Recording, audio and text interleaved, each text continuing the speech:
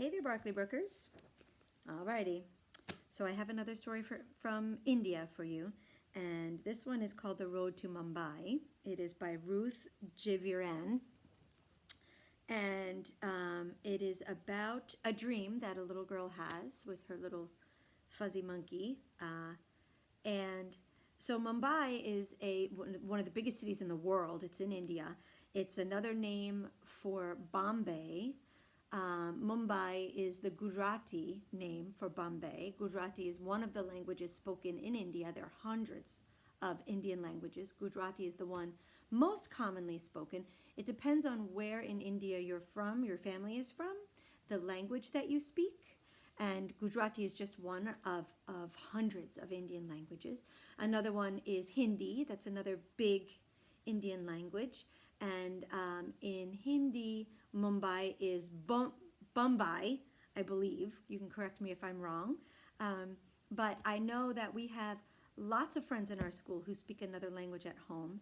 And so if you speak another language at home, why don't you put it in the comments section, and then you can see other people from your grade who maybe speak the same language at home, or maybe you have a friend at school that you didn't even know that they spoke a different language at home. So you can learn a little bit about each other. Because remember what I said in that first Watch Me First video, it's not about just tolerating someone. It's not about just sharing space. It's about really sharing space. It's about being kind, and it's about really loving each other. And the only way that you can care for someone is to get to know them. And so that's what this month has all been about. It's been about getting to know our neighbors, our friends, our classmates, our teachers, and making the world a better place through our understanding. So knowledge is understanding. Understanding is caring, and the world is a better place when we learn about each other. So this is the road to Mumbai.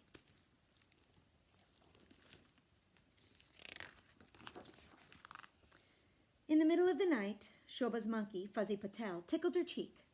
Fuzzy was covered in fur except for the smooth spot on his tail that Shoba used as a handle when she carried him. Fuzzy Patel.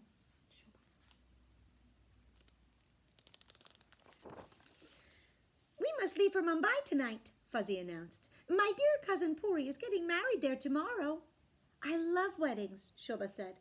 She had flown to India once before on a jumbo jet with her parents. "Shh," Fuzzy whispered.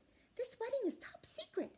It would be most improper if the common riffraff showed up expecting to be invited." Shoba knew that Fuzzy could be a bit of a snob. But before she could reply, he unrolled the map of India. "While you were sleeping, I was able to pinpoint our destination." "Let's take the bed. Airplanes are so stuffy," Shoba said, sliding deep under the covers. With a bump and a puff of smoke, the bed began to whir and spin, and they zoomed off into the night.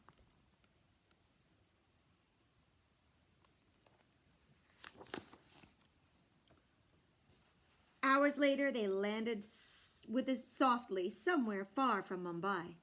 "Oh dear," Fuzzy cried, twisting his tail. "My calculations seem to have been incorrect. It will be such a disgrace if we arrive late to the wedding and miss the singing and dancing and tasty food."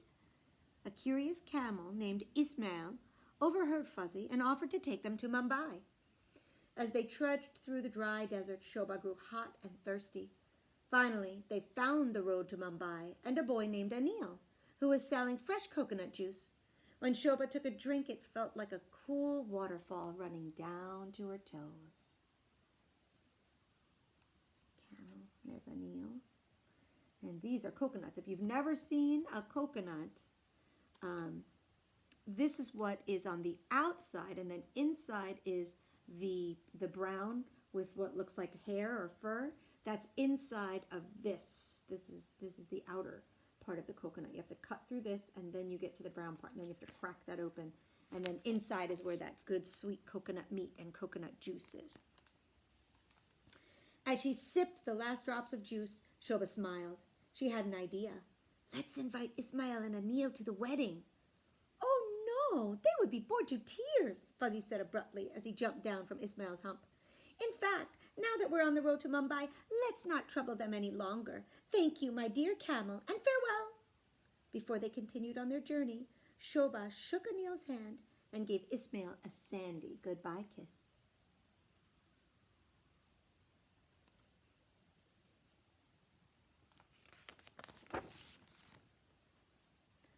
A few moments later, they had to stop to let a line of elephants cross the road.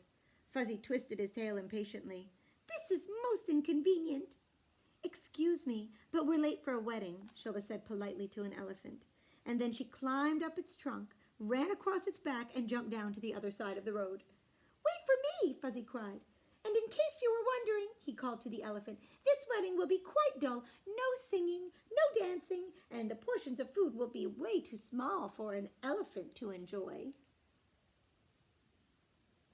So you see the elephants are painted beautifully. There are painted elephants in India. Elephants are very special in India. They're considered to be sacred, very, very, very special. And so they do sometimes have very beautiful, intricate, colorful designs painted all over them. Around the corner, Shoba saw a group of monks floating down the dirty street. "Is this the way to Mumbai?" she asked one of them. "We are looking for a large wedding." The monk didn't reply. "They've taken a vow of silence," Fuzzy whispered. And then he added loudly, "Surely these monks would prefer to spend their time in prayer and fasting and contemplation rather than to sing and dance and eat tasty food at a monkey wedding. We shouldn't bother them with unimportant questions." Farther down the road, they found an old man sitting beside a large basket. Ooh. Can you guess what's in the basket? There's the old man, there's the basket. I want you to pay attention because something is going on behind them of which they are not aware. Just keep looking behind them as we read the story. Suddenly, the lid popped off.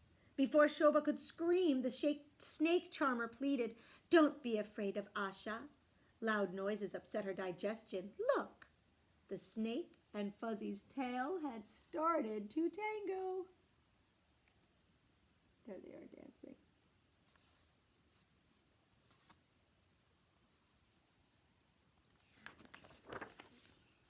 The old man joined in, playing a folk tune on the flute. "How far is it to Mumbai?" Shoba asked. "We're going to a monkey wedding." "What a joyous event," the snake charmer cried, clapping his hands. "Oh no," Fuzzy assured him. "It will be a most unhappy event, especially for a snake with an artistic temperament and a sensitive stomach. I would never forgive myself if Asha's tail got trampled during the dancing."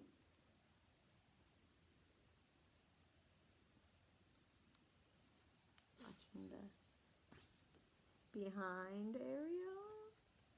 Make sure you're watching. "But Mumbai is the other direction," the snake charmer told them. "Don't worry, though. The Mumbai Express should be arriving any minute."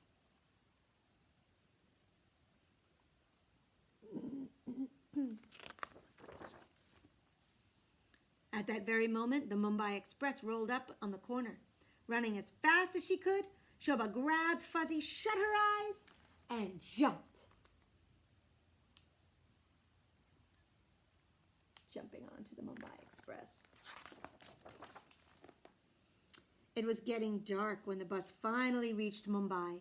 Cars and scooters and bicycles and dogs and cows and rats and roosters and rickshaws rumbled past them. The shiny saris of the women walking beside the road fluttered like butterfly wings. Fuzzy approached one of the women. "Pardon me, have you by chance seen a large striped tent?" "There's one just down the road." Is it a wedding tent?" she asked eagerly. "Yes, but it will be one of the most boring weddings in the history of the universe," he answered, scurrying past her. So these, if you did not know, are saris. They are almost always in bright, beautiful colors. They could sometimes be black or white, but they're usually in these bright, bright, bright, beautiful, beautiful colors. And it's one big, long piece of fabric, and Indian women drape it, they wrap it in a certain way around themselves to make a dress or to make it look like a dress, and it's called a sari. Sometimes it has jewels or like a glittery, shiny pattern on it or design. They're very beautiful to see. In front of the tent, Fuzzy's cousins, Cecil, Kumar, and Raja, were playing funky monkey music. Fuzzy looked around excitedly. Where are all of the honored guests? Well, said Kumar, the Balrajas have a sick grand monkey. The Tamarins are expecting a little one, and the Jaipurs are in Bali on vacation. Oh dear, Fuzzy interrupted as he twisted his tail. This wedding is going to be a disaster of enormous proportions. But before Fuzzy could twist his tail right off, Shoba cried, Look, I think the guests are arriving.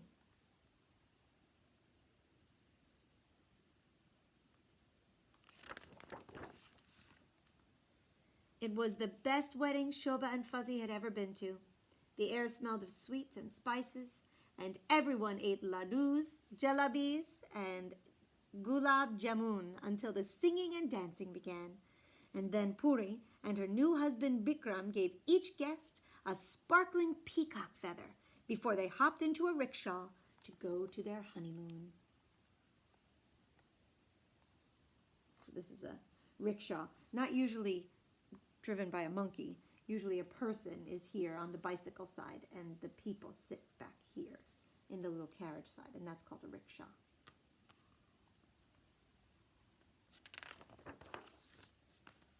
The next morning, Shoba woke with a start. On the pillow beside her, Fuzzy snored softly, dreaming of the friends they had made on the road to Mumbai.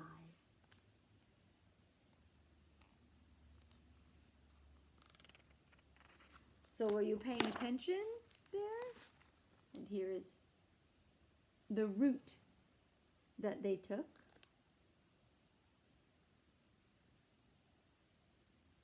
Through India to get to Mumbai. This is where the bed landed, way over here. So now they could have just gone zoop straight down to Mumbai, but they went the wrong way, and they went over here, and then they went here, and then they went down, and then they went here, and then they went here. So one of the things you might do today is compare this map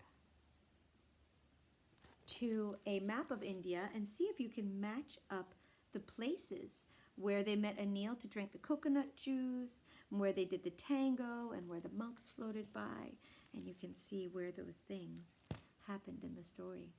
All right, don't forget, if you speak a different language at home, go ahead and comment it in the comment section. We can see, we can learn a little bit more about you guys. All right, hope you like that.